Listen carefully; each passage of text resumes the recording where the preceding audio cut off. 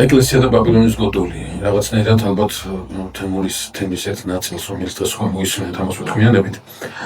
და ალბათ განსამარტავი გვექნება რა არის ეკლესია, შემდგომ რა არის ბაბილონის გოდოლი და შემდგომ.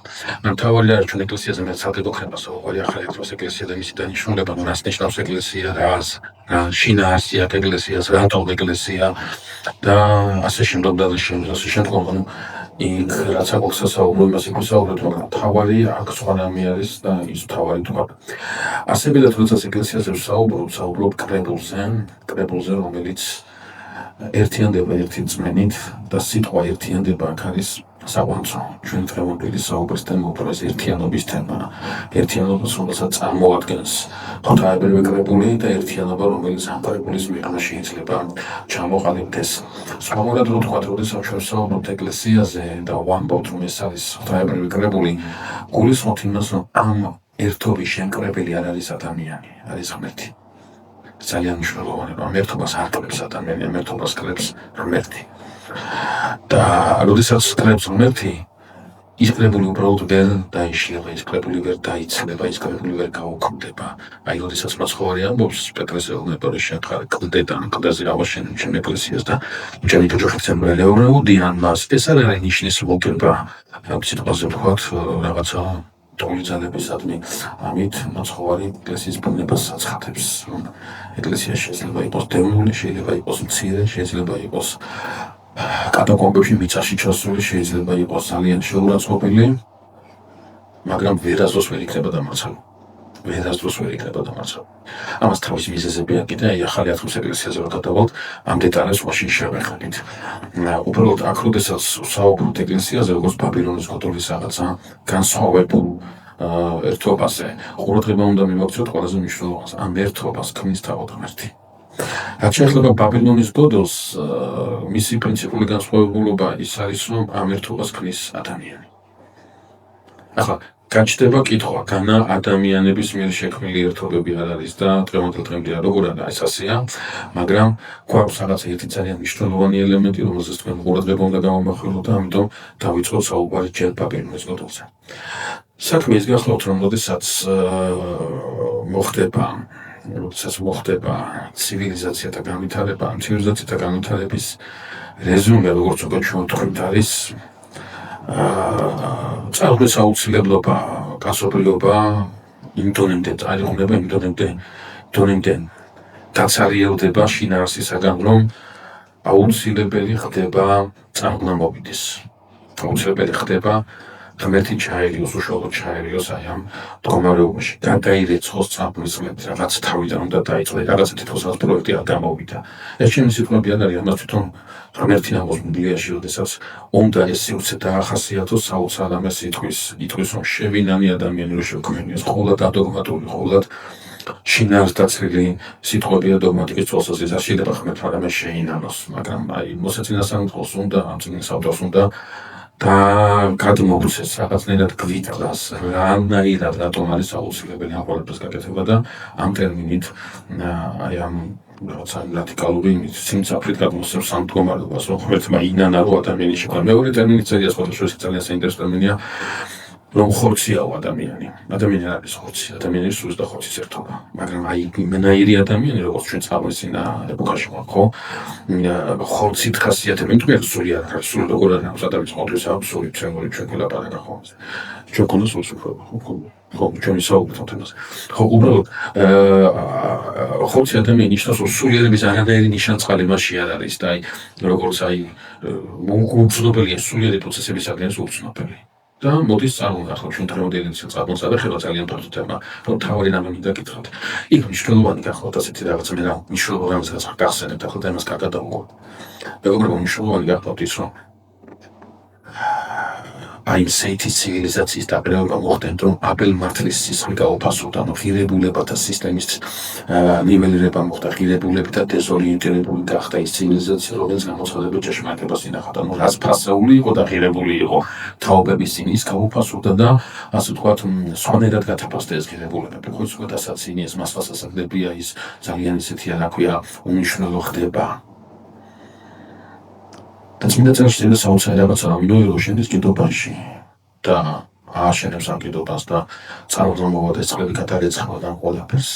მე წერია რომ ნოე გამოდის კიდობიდან. და პირველი საქმე, რასაც ნოე აკეთებს, ეს არის ის, რომ ნოე ააგებს საკურთხეველს და შესწირავს სოფლის შეწირვა. ბევრი მსხვილი გვაქვს წმინდა წერილში, მაგრამ ნოე წირავს როგორც ხოსიცით აი ცხოველობდა დაიკლასთან აქ ის არის რა ქვია წმინდა ცხოველთაგან თითო რამდენიმე ცხოველია დაკლუნდა ერთმანეთზე უნდა დაალაგოს ესენი ჯერ ქვები დააგოს ისა კურთხეველზე შეშა დაალაგოს შეშაზე ხოცები დაალაგოს და ცეცხლიდან მოუკდეს და ახლა რა ხდება ეს როგორ ის ასე მთლიანად იწვება ყველაფერი ნახში ხდება მთლიანად ახლა წარმოიდგინეთ როგორ სიტუაცია ძალიან დიდი ის არის სიუცია აქ ალაგია დიდი შეშები ამაზე ალაგია რაღაც უამრავი ხორცი და აი თითი ცეცხლია აფრიალებული და იწვის ეს ყველაფერი და ნახშილდება და ოხშივარიანის რაღაცა წვავე ბოლიაზდის აკაუროს შეუძლებელია ერთმანეთს ახლა იცით როგორი მძიმეა ხორცი იწვება და აი დამწვარი ხორცი სუნი აქვს საშინელი სუნი აქვს რაღაცა ვერ დადგება გორდით ადამიანი ახლა ისეთი ხრჩოლოადი საქიდან რომ უბრალოდ ახლო კაცი ვერ გაჩნდა და აი ამას წმინდა წერილში ეწოდება რომ კეთილსმონელება თავიდო აი ეს კეთილსმონელება აი ეს საშინელი მდგომარეობა ეს კეთილსმონელება თავი აი აქ ჩვენ ვაკეთებთ ძალიან მნიშვნელოვან დასვას ნოეზე ამბობენ რომ ძალიან დიდია იმიტომ რომ მისი სახით გადარჩა კაცობრიობა ეს ასე არ არის ეს რეზუმირება ეს რაღაც სხვა არის რომ ნოეს სახით კაცობრიობა კი არ გადარჩა ნოეს სახით გადარჩა ის, რასაც აშინა არსებს ადამიანის არსებობას, გადარჩა ჭეშმარიტი ღვთისმსახურება. აბელის ღვთისმსახურება გადარჩა, ეს არის აღნიშნულობა. გასული ღვთისმსახურებას დავსაუბრობთ ასეთ რაღაც ვამბობთ, რომ ადამიანი გაშინა არს და სამყარო, ადამიანი თვითონ გაშინა არს და ღვთისმსახურებით. ღვთისმსახურება თუ არ არის ადამიანში, ის კარგავს ადამიანის დაცემის არსი და დაანება თავის ღვთისმსახურებას და გადავიდა თავისი სურვილების მსახურებას. აქედან იწყება დაცემა, ცოდვა მე რატომ შემოუტრიალა ეს ვექტორი ადამი ცოლს და ღმერთს აბრალებს, ცოლი გველს აბრალებს, ველი საერთოდ აქ კუციკრას მერაშუაში იქ ძალიან მძიმე მდგომარეობა. ღვთისმსახურებაა თამოვლინთლი. აბელ მართლის სისხლის ფიციც ეს არის. ეს ის ღვთისმსახურება, კაცობრიობა რო გაეღონა, კაცობრიობის გადაშენებას კი არ მოხდება, არა, ღვთისმსახურების, ჭეშმარიტი ღვთისმსახურების დაკარგვას ემუქრება. აი ეს თუ დაიკარგა მე როგორ კაცობრიობას დაიკარგება. ამიტომ ძალიან მნიშვნელოვანია იმისი აღნიშნა, რომ ნოეს სახით გადარჩა აი ეს ღვთისმსახურება, გადარჩა ის საზომი, რითაც ადამიანმა უნდა გაზომოს რა არის იკარგე და რა არის იცუდე. გასულ ჩვენ საუბრობდით ასეთ რაღაცას, რომ კაინი და აბელი უწირავენ სხვების ღვთისმსახურებაზე ქონდა საუბარი, ვამბობდით ასეთ რაღაცას, რომ ნატო შეეწირა აღმოც კაინის სხვების და შეშუნდებოდა კაინს აბელისა და არ მოკლავდა რა უარესად მოხდებოდა. ჭეშმარიტების საზომი მოკვდებოდა, მოიშლებოდა ადამიანში ეს საზომი მოიშლებოდა, მოკვდებოდა ჭეშმარიტი ღვთისმსახურება, ეს არ შეიძლება. მაშინ ადამიანი კაცობრიობა ის აი ნოე რო გამოდის ინტერნეტიდან ჩვენ უცნაურ სკოლის აღორძინებას ვაქცევთ ამას ვახობ გადარჩენილი ღვთისმსახურების მქონე კაცობრიობას ვხედავთ ამ ჭეშმარიტი ღვთისმსახურება აი თემური საუბრობა ძალიან საინტერესო თემას მიაქციეთ ყურადღება არა მარტო კათოლიციზმის პროტესტანტიზმს მიაქციეთ ყურადღება იუდაიზმს მიაქციეთ ყურადღება ბუდიზმს ინდუიზმს ისლამს პრობლემა რაზე დადის ამ კავშირს რელიგიურ კავშირს ახმეცდა ადამიანს შუა ღვთისმსახურებაში გამოხატა რა არის პრობლემა? თავი პრობლემა თევს ამაში, სხვა გაზრობლების პრობლემაში, იდეოლებათა სისტემაში, იმაში, რაზეც მემართებული ურთიერთობა უნდა გქონდეს ღმერთთან და ამის შედეგად მართებული ურთიერთობა უნდა გქონდეს საზოგადოებასთან. აი ეს გადაარჩინა. ეს გადაარჩინა ეს სახით. ამიტომ გადაარჩა კაცობრიობის არსებობას შინაარსი არ დაეკარგეს, ეგ უნდა გაგრძელდეს. აი სწორედ ბაბილონის კოტული არის აქ გაგრძელების ერთგვარი შედეგი. ნოეს ჰყავს სამი შვილი, სამი კანი და იაფეთი და ამ სამიდან მოდის ცივილიზაციები და ეს სამი ცივილიზაცია მრავლდება და ამ გამრავლების ფონზე ჩნდება ერთობის იდეა, რომელიც ნოესთან საკურთხევლის გარშემო იკრიბება. ანუ ჭეშმარიტი ღვთისმსახურების გარშემო იკრიბება.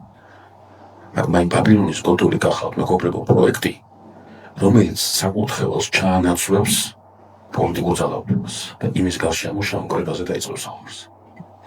ეს არსებად ჩვენ მე არ ვსაუბრობ იმას რომ პოლიტიკა საჭირო არა ეკონომიკა საჭირო ამაზე არ ვსაუბრობ, ეს არის გახლავთ სრული იდეა, ერთობის თავაზების სრული იდეა, რომელსაც საბოლოოდ ანტიქრისტეს წარმატებით გამოიყენებს. ანუ როდესაც ამაზე საუბარი გვამბობთ ჩვენ თავისთავად რომ ღმერთი ჩაერი, იძულებულია ჩაერიოს, თორემ ნოის შემდგომ საწუთი კარგება ყველაფერი, ხო კაცობრიობა ისმობა. ასევე ანტიქრისტეს შემდგომ ღმერთი უნდა ჩაერიოს, თუ არ ჩაერევა და ჩაერევის საქმე პრინციპი რა არის, ჩვენ ვერ გვექნება ამაზე საუბრობთ, ახლა სიტყვა დამწდება ძალიან მოკლედ ვთქვი. ჩაერევის პრინციპი რა იქნება? იგივე რაც გასწორებას უარი ამბობს, რას შევადრი, ცეკაცის მოსვლას ამბობს, ნოეს დღეს შევადრი.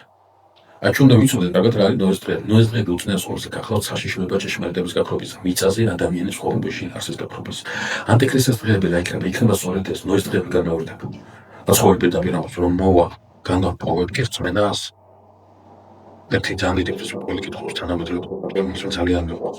აბა რას იპოვის თურმენას არის და თვითონ საოცრებას ეცნობა. იპოვის თეოლოგიებს, იპოვის სემინარიებს, სასულიერო აკადემიებს, სამთისმეტყველო კონფერენციებს, სამთისმეტყველო დისკუსიებს, მაგრამ არსად არ იქნება წვენა. ძალიან მნიშვნელოვანია. ხო და როდესაც აი ამაზე ვსაუბრობთ, ბაბილონის გოდოლი გახლავთ ეს პროექტი სწორედ. ხოლმე შესაძლებელი ხოლმე ვეუბნები რომ ბიბლიის პირველი წიგნის მე-11 თავის პირველი 11 მუხლიანი კონსპექტი იმისა, როგორ იწყება იმპერია, როგორ ვითარდება იმპერია, შემდგომ როგორ ელპება მისი ძირი და მე როგორ აუცილებლად იშლება. აუცილებლად ყველა იმპერიის ბოლო ლოგიკური ბოლო არის რომ დაიშალოს და დაილეწოს აუცილებლად.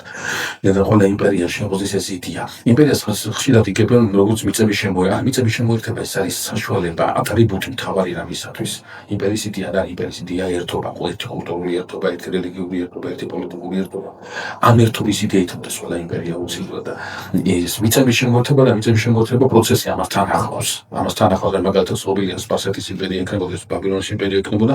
ძალიან ისე პრინციპული პროგრამა ჰქონდათ მათ კულტურული დომინირებისა. ეს იყო მთავარი, რომ ბაბილონის მეფე ეღიარებინა სპარსეთის სამეფო, წარმონაკლად ეღიარებინა და ასე შემდგომ და ასე შემდგომ. მიწების შემოერთება ეს თავისთავად თანამედროვე პროცესია.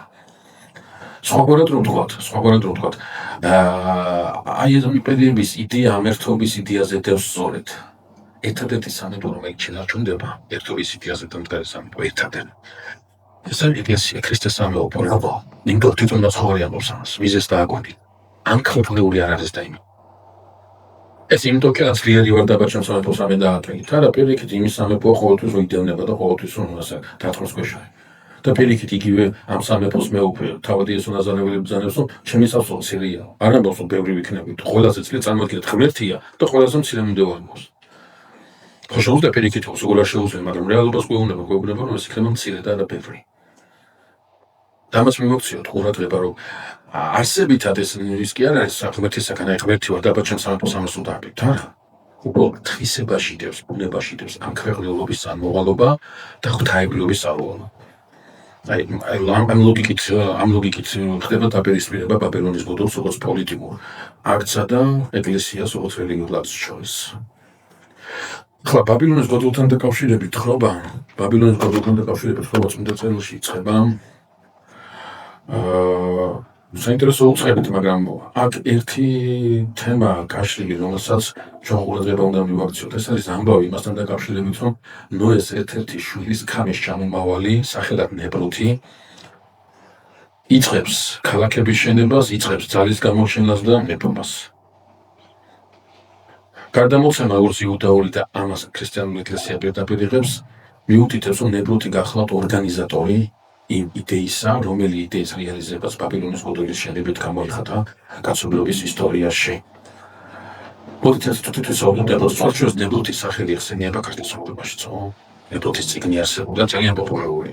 ეს პიროვნებები ძალიან პოპულარული. და ბიბლიაში წერია, რომ ის სახელგანთქმული და ბომბერაზრი იყო. და აქ საინტერესო რა არის, ისინი საინტერესო რამდენიმე დეტალია ნებრუთთან დაკავშირებით. პირველი, ნებრუთზე წერია, რომ ის არის მონადირე. ეს ტერმინი პირველად ხვდება წმინდა წერილში, ნებრუთი არის მონადირე. ჩვენ გავიცანეთ კაცობრიობის ისტორიაში ორ ძირითად ათეულ საქმიანობას, ეს არის მიწათმოქმედება და ეს არის მომთაბარეობა, ხო? ერთი არ გვთხოვს, ეს არის მონადირეობა. ეს არის უპრინციპულესი უძველესი საქმიანობა, წმინდა გითხრათ, ეს ჩვენ თემა არის, მაგრამ უბრალოდ ვამბობ ხოლმე ყველა საქმიანობამ თავისი შესაწირის შესწირა წარმართული აზროვნების ჩამოყალიბებას. როგორც მიწათმოქმედებმა, ასევე მომთაბარეებმა და ასევე მონადირეებმა ყველაზე მეტად გაიღეს, ასე ვთქვათ, შესაწირავი მისას, რომ წარმართული აზროვნება ჩამოყალიბებული, აი განსაკუთრებული ცნობები შეიტანეს, ხო? და ძალიან საინტერესოა, რომ გამოვიდა მონადირეების ცნობები წარმართულ შეხედულებებში ძალიან საინტერესო. მაგრამ თავი დავანებო, თავი გახლავთ ის, რომ მონადირე წმინდა წერილში არ ნიშნავს მხოლოდ იმას, რომელმაც იცის, როდის რომელი ნადირის მოსანადირებლად უნდა გავიდეს. მონადირე არ არის ის, რომელმაც იცის კაკანათი საბურავად დააგოს და სიტყვაზე კურცექსზე ნადირობის დრო როდის არა. მონადირე წმინდა წერილში ასევე ნიშნავს ამ ქვეყნიური ცხოვრების შემძლე კაცს, აი, რო იტყვიან ქვაზე დასვიდა, აშენდებაო, აი იცის რა ქვეყანაზე უნდა იცხოვროს რა. აი მონადირე ნიშნავს როგორ კაცს იცით, აი რომელსაც შეუძლია სხვისი მონადირება. შეუძლია სხვისი სხვას აზრში ასწლევინოს, შეუძლია სხვა გადმოიბიროს, შეუძლია რაღაცა აი ამგვარი კამპანია აწარმოოს, რაღაც მოძრაობას ჩაუდგეს სათავეში. სულთა მომნადირებელი უფროა, აზრთა მომნადირებელი უფროა, ეს ამისთვისაც არ დაურიცხავს იმას, რომ ის სხვას არის მონადირე წეს, მაგრამ ყურადღება ამას ექცევა, ასეთი ტიპები არიან ბიბლიური მონადირეები. აი საინტერესო რამე იწყება მაშინ, როდესაც ჩვენ გავეხსენებთ ყოვლადწმინდა სამების ტროპარს, რომელიც ასე ჟღერს. კურთხეულ ხარში ქრისტე ღმერთო ჩვენ რომელმა ყოვლადწმიდად მეთევზული გამოაჩინე, მიფინე რამაძე და ყოვლადწმინდა სული შინ და მათ მიერ ყოველი სოფელი მოინადირე კაცოყარე დიდება შინ და საოცარი რამე აღმოჩნდა. აღმოჩნდა რომ ნეფროტიც მონადირეა და მათო მოციქულის მონადირეა. ნეფროტიც მონადირეა, ჩვენ ასეთ მონადირეა შეხვდება ის სამის სახით იაკობის მისა, ეს სამის მონადირეა, რომელსაც არაფერი არ აინტერესებს ხოლმე გადასინდიდესა და ამხნაგობის მოხოჩისა. და პეტრე მოციქულის მონადირეა, იოანე მოციქულის მონადირეა, რა განსხვავება ამ ორ მონადირეობას შორის. რომ როდესაც ჩვენ საუბრობთ დებროძე, საუბრობთ ესავზე, მათი ნანადირები ეკუთვნის მათ, გამიანთი თავისთვის დადირობენ. ნანადირებს ეუფლებიან თვითონ. ხოლო მათეს მონადირებული, მათესი არ არის ქრისტესია. თომას მონადირებული, თომასი არ არის ქრისტესია, სხვისთვის ხდება და ეს სხვა ღმერთი კი არ არის, ეს სხვა ისიც არის, ვინც მონადირებულია, მისთვისაც ხდება ეს. მაგრამ ნებროთის დადირობა ხდება ნებროთის დიდებისათვის, ნებრო ჭირდება ნანადირები, როდესაც მათეს არ ჭირდება ნანადირები. ეს არსებითად მნიშვნელოვანია ის ნადირობის ეს ორი სახე. ამიტომ მე ხშირად ახლა ამ აუდიტორიას ვერ ვიკადრებ, მაგრამ ჩემს უდიდებას ყოველთვის ვეუბნები, რომ დააკვირდით თუ სიტყვაზე მოგვიგას არ აქვს მოსაბერებას ალოსასაცა ამასაც გულის დამნიბებლობას იწყებს თუ რაღაცა გადაგებას იწყებს თუ მერწე იწყებს გადაგებას თუ ეკლესიაზე სამშობლო დააკვირდით ამას ატოვებს ის თუ ნადირობს თავისთვის გაეცა რაც უნდა ბევრი ქრისტე და ბევრი ღმერთი ახსენს მოცილდი იმას რომ ის ნადირობს შენს ჭირდება შენი აიქები სოციალურ ქსელში ჭირდება შენი რაღაცა ისინი რა ქვია ამ დამიცინე შენი კანცდები იმის გადაგების თვითონ გამოსვლას მე დაანებოთ მოცილდი და ამან უნდა მიგიყვანოს სხვაგან და მიგიყვანოს დამტვილი ერთობამდე არა ერთობამდე ვიღაცა ავტორისტო ვიღაცა აგიტატორის გარშემო რამეთ მიგიყვანოს ქრისტეს გარშემო წარმოდგენილი ერთობის წინაშე რომ ხარი ის არის ნამდვილი ის არის აი ნებროთი მონადირეა და ეს მონადირე სულთა მომნადირებელია, აზრთა მომნადირებელია, ადამიანთა მომნადირებელია და როგორც ასე ვთქვათ ჩამოყალიბებელი მოძრაობისა, რომელსაც ბაბილონის გოტოვი უნდა ააგოს, ამ კაცის ერთ-ერთი მახასიათებელი, ამ მონადირის ერთ-ერთი მახასიათებელი გახლავთ ის, რომ ის ძალის გამომაჩინებელი გახდა. ანუ ძალადობაზეა დამყარებული ის ერთობა, რომელი ერთობაც ბაბილონის გოტოვის სახით უნდა იყოს წარმოდგენილი. აი ამითაც განსხვავდება ქრისტიანული ეკლესიის ერთობა, შეიძლება ქრისტიანული ერთობა ძალადობაზე იყოს დამყარებული, ეს აბსოლუტურად გამორიცხულია. ვერანაირად და ნებისმიერი აქტი ძალადობისა ყოვლად უწყოა ქრისტეს ეკლესიისათვის. აი ყოვლად უწყო გასწორებით თქვენ გითხარით, თავიდან აი თემურსაც მოყავს ეს მაგალითები ძალიან მიყვარს მე და აქაც კიდევ ერთხელ გავიმეორებ, რომ მაცხოვარი ამბობს რომ ერთი ორი შეგონების შემდგომ მოცილ. რატომ უნდა მოცილდე? პირიქით თუ ჩიჩინეთ რომ უნდა ეთქვა, არა მოცილდი. და ის ჩიჩინი ძალადობა, ფსიქოლოგიური ძალადობა, მენტალური ძალადობა არ შეიძლება ძალადობით მივიდეს ადამიანი ღმერთთან. შეიძლება განაწყო, მაგრამ მოწყდება გაიქცევა, ვერ დარჩება. ღმერთთან მისვლა არ ნიშნავს რაღაცა რელიგიური რიტუალების გაზიარებას. ღმერთთან მისვლა ნიშნავს გულით მასთან მოვიდას. და თუ თავისუფალი არ არის ეს მისვლა, გულით ვერასდროს ვერ იქნება, ვერასდროს სულ იქნება წესებზე დამოკიდებული. ამიტომაც არის რომ ხშირად აი ძალიან მოშული ადამიანი ფანატიკოსი ხდება და ეკარგება ეკლესიას. ეკარგება ქრისტესაც, იმიტომ მთელი მისი მოშუნება იყო წესებზე და მთელი მისი მოშუნება გადაგებული იყო რაღაცა აქტების ასრულებას, გულით არ იყო. ამიტომაც ვერ იტანდა იმას, ვინც ამ წესებს ვერ ასრულებდა. არა და ქრისტეს სახელით ლაპარაკობდა, პრობლემა იყო სწორედ ამაში, ვერ იტანდა, მაგრამ ქრისტიანი იყო და ასე შემდეგ პირი დამახინჯებული. ძალის გამოჩენა დაიწყო ნეპროტმა. აი ის ერთობა, რომელიც ბაბილონის გოდოლის საფრთხეებდება, ის ძალას იედავდა. აი ყველაზე საიდუმლოებრივი გახლავთ ეს, რომ ადამიანი იჩენს ძალას და ერთობას ვერ იკრებს და ღმერთი არ იჩენს ძალას და ერთობას აკრებს. აი 12 მოციქულის მოღვაწეობა რა, საოცრება არის. მე პირდაპირ ვეუბნები ხოლმე ჩემს სტუდენტებს, რომ აი ორი სასწაული ამოიღეთ წმინდა წერილიდან. მოსახარებიდან მაცხოვრის შობის და მაცხოვრის აღდგომის დამახლების. აი ეს ორი ამ ორის გარეშე წაიკითხოთ სახარება. ყველაზე დიდი სასწაული ლაზარეს აღდგინებაც არ არის. ჩვენ ვერ ვისაუბრთ მას და მის მეოთხე დღეს ატყუაღადგინა ლაზარე ქრისტე და მე7 ან მე13 დღეს მეოთხე დღეს ძალიან დიდი აზრია. მეორე დღეს ეს მეტყოლება მიწასთან გაასწორა ამის ქრისტემ. ისე თქმა იმის თქმა უნდა რომ ყველაზე დიდი სასწაული არის ეს 12 მოციქული. სიმონისგან როგორ მივიღეთ პეტრე. იოანესგან როგორ მივიღეთ სიყვარულის მოციქული. თომასგან როგორ მივიღეთ მოციქული. ყველაზე დიდი სასწაული ეს 12 კაცი. იუდაც სასწაული ეწოდა შორის. იუდაც მათ შორის სასწაული. რომელმაც ვეღარ ატარა ეს სასწაული და დააგდო. და ძალიან საინტერესო გახლავთ მეგობრებო, სწორედ ის რომ აი ეს არაძალადობრივი მეთოდი სინამდვილეში არის ყველაზე გამართლებული, იმიტომ რომ ძლიერება დევს არაძალადობაში. აქედან მოდის სწორედ ძალიან დიდი ძლიერება, საფრთხო ძლიერება. და ბოლოს მეფიას ნეპლოტი. ჩვენ მე ალბათ გვექნება ამაზე საუბარი. თვითონ სამეფო ინსტიტუტი პრობლემატურიც არის და ნაკლებ პრობლემატურიც, მაგრამ წმინდა წერილში მეფე როცა ჩდება, მეფე ეს უარყოფით კონტექსტშია გააზრებული და არ არის დადებითი კონტექსტში გააზრებული. მეფეს არ იღებს წმინდა წერილი. მაგრამ უშავს. რაღაცა პირობებით უშავს ამის შესახებ შემდგომ, რა პირობებით უშავს ამის შესახებ შემდგომ შეგვიძლია საუბარი. ყოველ შემთხვევაში მეფობა როგორც ასეთი წმინდა წერილისთვის არ არის მისაღები.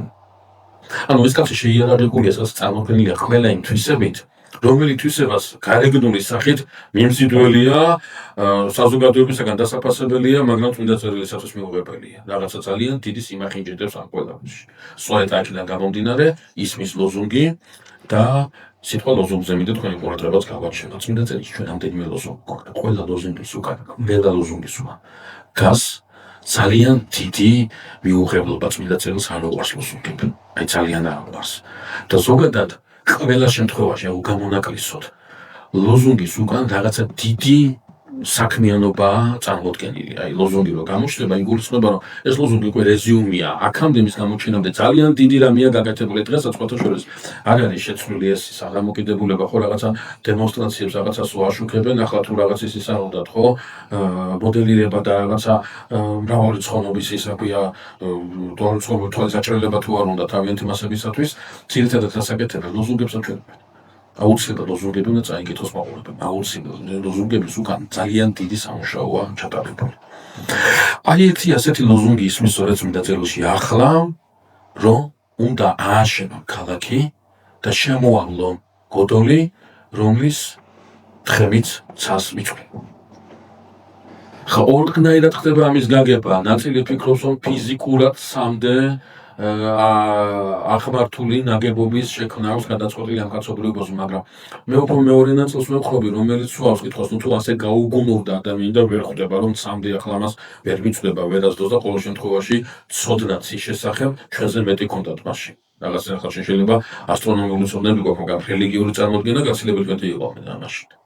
არა, ეს სამდე ამაღლებული შენობა არის იდეა, ამაღლებული იდეას უსვავს ხას. რომ რაღაცა ისეთი ერთობა შექმნათ, რომელიც მიწიდან იწყება, საძირკველი მიწაზეა და რაღაც ზეციურ, რაღაც ღვთაებრივ ერთობას წარმოადგენს. თვითონ ეს მშენებლობა ყველაფერზე მეტყველებს.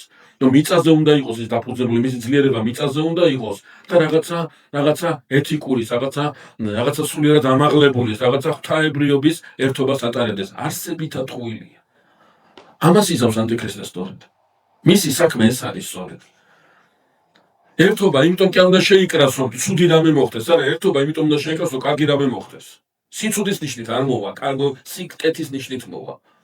და ყურადღება მიაქცეთ, როგორ მოვა. ისე კი ერთვის, აი მოვედით და ახლა მე უნდა მაღიაროთ. არა, მოვითხოვთ, მოგვინდება. ვაღიარებთ, ეს ვაღიარება ეს კი არა ის ვიღაცა წავა და იმას ცხვარს დაუკლავს და ვიღაცა კენგურუს დაუკლავს. ამაზე კი არ არის საუბარი. საუბარია რომ აზრს დაუკლავს, თავის ღვთისმეტყველებას, თავის ღვთისმსახურებას, თავის წარმოდგენებს, თავის აზროვნებას, ბოლომდე მიანდობს მას.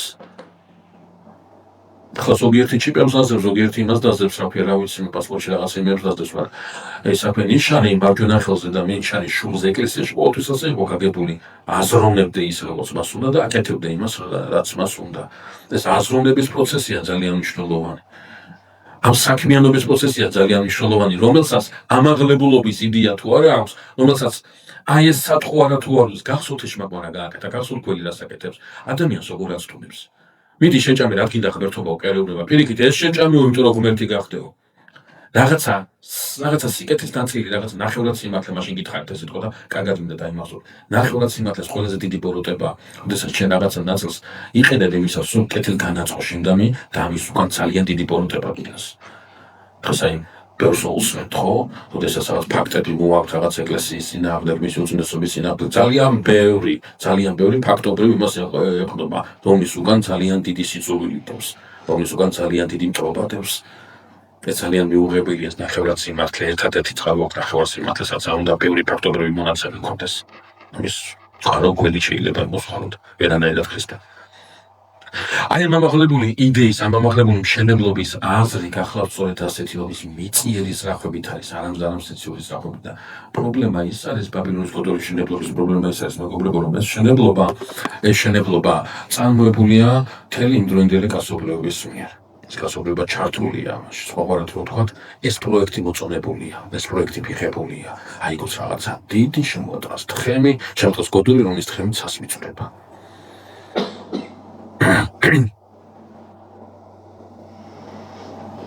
ამ პერიოდის კაცობრიობაზე ასეთი რამე არის დათქვამი, რომ ერთ ბაგე, მეორენაირად ერთ პირი იყო მაშინ მთელი ქვეყანა. ერთ ბაგეობა, ერთ პირად ყოფნა არ ნიშნავს მარტო იმას, რომ ამ ეპოქაში ერთი ლინგვისტური ერთეული გვაქვს. ერთ ბაგეობა ასევე ნიშნავს ერთ მზრახველობას. და არა მარტო ერთ მზრახველობას, არამედ ნიშნავს იმას, რომ კომუნიკაციები ადამიანებს შორის მარტივად მიმდინარეობდა, ეხლა მაგალითად რაღაცა, მე რომ რაღაცა მინდა აუხსნა ჩემ მეგობარს, რაღაცა 5-10 წუთი უნდა ველაპარაკო იქნება და გადავცებულობდე ეს ასე, ხო, რამდენადაც იქნება და მივიტანო იქამდე ეს ისა, ხო? ანუ არ ყოფნის სიტყვები, არ ყოფნის ნიჭი მარტივად გადმოცემის, არ მაქვს იმის სულიერი საშუალება, რომ მარტივად გავაკეთებინო. ხო, ზოგადად ეს ჩვენი საუბარი, ეს ვერბალური საუბარი, ცოდვის შედეგია. სამოთხეში ადამიანები ხო სწრაფით საუბრობენ, ხო? ძალიან საინტერესოა, არ მახსოვს ამ ავტორიაში თუ არა, ძალიან საინტერესოა ის რომ ადამიანს უფრო წმინდა ხდება, მით უფრო ნაკლებს ლაპარაკობს, მით უფრო მეც ამბობს, აი ნაკლები ლაპარაკეთ, უფრო მეც ამბობს. და უფრო მეც იტევს მისი სიტყვა, ხო? და ძალიან მაღალ სისმინეზე რო არიან, ისინი საერთოდ უსიტყვოდ გელაპარაკებიან თვალებით. ესეთი საუბარი სახარებაში სად არის გახსოვთ? უსიტყვო საუბარი. ძალიან საინტერესო ადგილია მე კიდე გავხსენებთ ამას. მაცხოვარი შეხედავს მათეს. მათეს რო შეხედავს, ერთი სიტყვა ეყოფა წარმოყევია და მათი აყიდავს ხოლმე. ისე ტყბილად შეხედა და ისე შეხედა, ისე თვალებით შეხედა, რომ მათეს უწევს მოთელი ქადაგება. მთელი 3 წელსაც ქადაგებდა ქრისტე, აი მე შეხედვაში წაიკითხა. აი თაცმიდელების ცხოვრებაშია საერთოდ რაღაცა, ნათქვამი ძალიან მეყვარს ამ ადგილას გახსენება. ერთი ლათინი ბერი ჩამოდიოდა მამა გაბრიელთან. და პერიოდულად ჩამოდიოდა და ერთმანეთის პირისპირ სწრებოდნენ და უყურებდნენ ერთმანეთს. ამან ქართული არ იცოდა, იმან ლათინური არ იცოდა. მაგრამ ერთმანეთს ელაპარაკებდნენ. ერთმანეთს ეძრახებდნენ. ეს სულიწმის მადლით ხდება. აი რაღაც ასეთი თვისუფლად ასეთი არ ახალსაც გითხეთ, მაგრამ ეს ერთ გაგეობა ამით ახასიათებს მინდა წერილი ამ ეპოქას, რომელმაც გადაწყვიტა, რომელიც აღურნიან როგორც ამით ახასიათებს მინდა წერილი ამ ეპოქას. მარტივი კომუნიკაცია აქვს ერთმანეთთან და მეტის დატოვნა შეუძლიათ და იწყება აი ამ პროექტის რეალიზება. ძალიან საინტერესოა პროექტის რეალიზების არა მარტო მიზანი, არამედ მიზეზი. საქმე ის გახლავთ, რომ ამ ხელს უნდა ეს ააშენო, იმიტომ რომ არ გაიბანტო. ანუ ერთობა შენარჩუნდეს. და აშკარად ჩანს, თავიდანვე ჩანს, არსობრივად ჩანს, რომ ის იდეა, რომელიც მიწიდან იწყება და ზეცისაკენ უნდა იყოს აზიდული, რომელიც ადამიანურ ძალებს და ზრახავს ეფუძნება, утопиურია და ყოველთვის утопиური იქნება. утопиური იქნება სოციალიზმი, утопиური იქნება განვითარებული კაპიტალიზმი, утопиურია ყველაფერი. აუცილებლად შევა ჭიხში, აუცილებლად იქნება გამოსაცვლელი. აუცილებლად. რომ არ გავიბა. ეს არ არის ერთობის იდეა, ეს ერთობის დამახინჯებული ერთი იდეა. შეიძლება მე სხვაგან იყო ტერიტორიულად, ვთქვათ, სხვაგან იყოს ტერიტორიულად, მაგრამ ჩვენ ერთობა შედარჩუნდეს. ასე ეკლესია არის ადგილობრივი ეკლესიები, მაგრამ ერთ ტერიტორიაზე კი არ არის, ეს მთელ მსოფლიოშია, მაგრამ მათი ერთობა სახეზე. არ აქვს სხვა სახის ერთობაზეა საუბარი, რომელიც ნებრუთის დიქტატორული სულიდან მოდის. რა არის ეს ერთობა? ეს ერთობა კი არ უნდა იყოს სინამდვილეში. ეს ნებრუთისაგან კონტროლირებადი ერთობა უნდა იყოს. ნებრუთს უნდა კონდეს სრული კონტროლი იმდროინდელ განსაკუთრებაზე. მსოფლიო იმპერია. მას ის ახალს უნდა კონტროლებს, როგორ შეიძლება ამ ხალხის კონტროლი. რაღაცა სისტემა უნდა შეიქმნას, რაღაცა სისტემა უნდა დანერგული. ეს სისტემა იმიტომ კი არ უნდა იყოს დანერგული ნებრუთს უნდა, არა.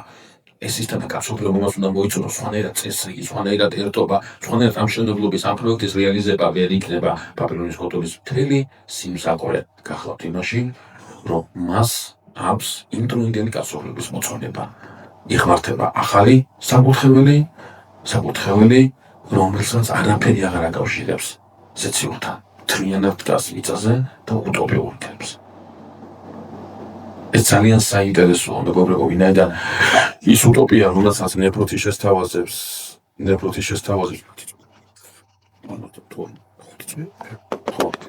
ხო, ის უტოპია, რომელსაც შესთავაზებს ნებრუთი იმას, რა ქვია, იმდროინდელ კაცობრიობას, თავის თავში გამორიცხავს იმ ჭეშმარიტებას, რომელსაც ჭეშმარიტებას ამ ხალხს მოგვიწყებს.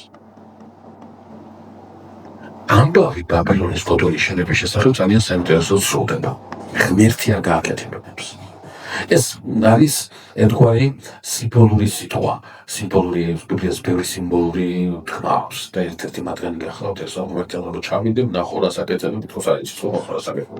მოდი ახლა ადამიანი და სასწაულს ყოველთვის კეთება შეძლოს, რომ აურევენ და თვითონ სხვა საშუალება არ ქონდეს სხვა სამისლის. ეს სიმბოლური თქმებია, ალეგორიზმია. ეს დაბი ამ კაგება უბრალოდ შეიძლება. ისე როგორც პირდაპირ გავიგებთ იმას, რომ შეინარჩუნა ღმერთობა ადამიანის შექმნა. ეს გახლავთ ალეგორია იმასთან დაკავშირებით, რომ ადამიანმა კიდევ ერთხელ შეუდგა კაცობრიობის სახით თავის დაღუპვას. იმავდროულად თავს უბრალოდ. ასე გააკეთებს ის სამყაროს სასასრულოს დროსაც, ხო? ისევ იგივეს გააკეთებს, ისევ ამ წრეზე შევა, ისევ იქი ამ მიმართულებით წავა. ამიტომაც ენების არევა, სიტყვა ბაბილონი ნიშნავს აღებას. ამის მერე ეწოდება ბაბილონი. ბაბილონის კოტორი ნიშნავს აღებას, ნიშნავს იმის იმას, რა ქვია, ენების შერევას, მაგალითად ვთქვათ, კომუნიკაციის სიმართლე გაწყდა. კაცობრიობა ერთობა დაკარგა, მაგრამ ერთობა დაკარგა არა ჭეშმარიტებაში, არამედ ერთობა დაკარგა უტოპიაში. აი უტოპიიდან გამოსავალი იყო ეს. სიტყვა გოიმი მოდის აქედან. მოდის სხვადასხვა ენებზე დაიწყეს ლაპარაკი. ერთმა კაცმა დაიტოვა, ერთმა ოჯახმა დაიტოვა ძველი ენა, პროტოენა. და ეს იყო მამონთავარი აბრაამი, რომელიც მოდის ეგვიპტიდან, მამონთავარი ბერიდან, აი ამ ხაზმა დაიტოვა ესისა, რა ქვია, ძველი ენა და დანარჩენები გახდნენ მოენეები, ანუ ხალხები, ანუ გოიმები მოდის აქედან და შემდგომ იმიტომ ითქმება ხოლმე დააგოიმეო ნებრუთისგან მოტყურულები, ნებრუთისგან გატაცებულები, ნებრუთისგან დაგოიმებულები, აქედან მოდის ეს სიტყვა, აქედან იწყებს არსებობას. სხვაგვარად ვთქვათ, ერთობა, რომელიც ნებრუთმა მონადირე ძალის გამოუჩენელმა ნებრუთმა წამოიწყო, ეს ერთობა ეფუძნება ძალისხმევას, ადამიანურ ძალისხმევას, რომლის ბოლოშიც აუცილებლად დიქტატორი. აუცილებლად გვაქვს გაუსაძილის მდგომარეობა ყველა იმისა, რომელიც თვითონ აშენებდა ამას. აი ესე გეიმბერა მოხდების რევოლუციის დროს, საბჭოთა რევოლუციის დროს. ყველა რევოლუციონერმა თავის თავზე გადაიტანა რევოლუციის სისასტიკე. იმან ხო გადაიტანა, ვისაც დევნიდნენ და მე რომ მორჩა, მეორე პროცესი დაიწყო, თვითონ ამათ დაუწყეს და ზოგადად რევოლუციის კანონია. რევოლუცია ჯერ მოწინააღმდეგეები უნდა მოსწოს და შენობა რევოლუციონერები, თუმცა რომ დარჩეს, თორე თანამედროვე მალევე მოისმენთ. თავის თავს იმუშავა უცილებლად. და საინტერესო რა არის ძალიან ისეთი გარდამოცემა, რომ ეს მშენებლობა იმდენამდე იყო მისული, რომ მიწიდან იმამდე, რა ქვია, სამშენებლო ადგილამდე აბური სატანას ერთი წელი ჭირდება. იმ სიმაღლეზე იყო ასული და ძალიან ურთხოვდნენ აგურს. აი თქვათ იმ სიმაღლეზე ადამიანი გადმოვარდებოდა, ეს არ იყო პრობლემა, მაგრამ აგური თუ გადმოვარდებოდა და გაწყვეტებოდა, ეს უკვე საშინელება იყო. რატო? იმიტომ სისტემა დაიწყო მთელი იმის კონტროლის მეშვეობით. სხვანაირად ამერთობის შენარჩუნება გამოიწვია. ამიტომაც ბაბილონის კოტონის რეზიუმე არის გრევა. აუცილებლად დაინგრევა, აუცილებლად ვერ შენარჩუნდება, აუცილებლად წავა. ამისგან განსხვავებით, ის ერთობა, რომელიც ერთობაც ეკლესიაში იკრიბება, მისი შენკრებელი ამ ერთობას ძალით აკრებს, არავითარ შემთხვევაში. კრებს სიყვარული. ესეთობა რომელიც იქნებება უტოპიური იმით რა ქვია იდეების გამო არ იქნება კონკრეტული ცხადი რეალიზებადი მიზნებით იქნება ეს ერთობა რომელიც ეკლესიაში იქნება არ იქნება ადამიანის მიერ იქნება ღმერთის მიერ და ამ ეკლესიას ყოველთვის იქნება ბაბილონის კულტურის მსგავსი ჩანაცვლების ესე რა ქვია მცდელობები ყოველთვის იქნება ყოველთვის გამოჩნდება ორგანიზაცია რომელიც იტყვის რომ ეს ერთობა ძველია ეს ერთობა ის არის რა ქვია რა ვიცი რაღაცა რაღაც დროის ეკლესია რაღაც დროის მისი მარხვებია მისი ლოცვებია რაღაცა პროგრესული რაღაცა ისეთი უნდა ჩამოაყალიბოთ რომელიც უფრო მეტ მაღალ ზნეობრივ ადამიანს მოგცემს უპირობოდ ასეთი ინსტიტუცია უპირობოდ დაბუბავს ადამიანს და ეთყობა საბოლოოდ რაღაცა ძალიან მოხერხებული პროექტი დაიწერება ძალიან მოხერხებული ძალიან საკვირველი ძალიან მაღალი დონის პროექტი დაიწერება და შესაბამისად განწყობილ კაცობრიობას იოლად დააჯერებს ყველაზე დიდ სიცრუეს რომ მიწაზე დადგმული საკურთხეველი სენსიური კავშირის გარეშე სრულიად დამაკმაყოფილებელი ადამიანისთვის თუმცა ისიც ამ წელიწად ნახევარში დაიშლება და მისმა